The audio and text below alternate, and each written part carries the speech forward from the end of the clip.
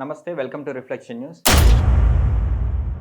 Britain Conservative party senior MP Bob Blackman కీలక వ్యాఖ్యలు చేశారు. I just forgot 37.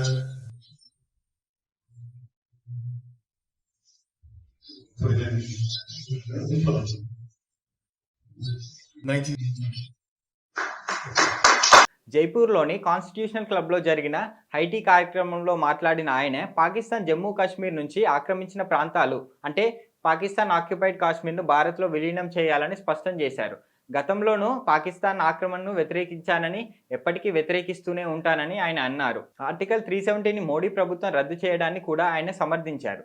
దీన్ని ఇప్పుడు కాకుండా 1992లోనే చేపట్టాల్సిందని ఆయన అభిప్రాయపడ్డారు. కశ్మీరీ పండితులను వలస సమయంలోనే ఈ నిర్ణయం తీసుకొని ఉంటే బాగుండేదని ఆయన పేర్కొన్నారు. పీఓకేలో పాకిస్తాన్ ఉగ్రవాదాన్ని ప్రోత్సహిస్తుందని, ఇది సరైన చర్య కాదని హెచ్చరించారు. గతేడాది పహల్గాంలోని జరిగిన ఉగ్రదాడిని తీవ్రంగా ఖండించిన బ్లాక్మెన్ ఈ దాడి తర్వాత భారత్ చేపట్టిన ఆపరేషన్ సింధూర్ని కూడా ఆయన సమర్థించారు.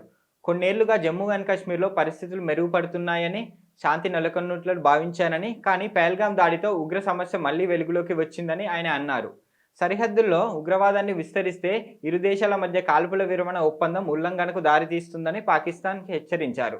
అలాగే బాబ్ బ్లాక్మెన్ గతంలోనూ కశ్మీర్ విషయంలో భారత్ వైపు అనుకూలంగా వ్యాఖ్యలు చేశారు.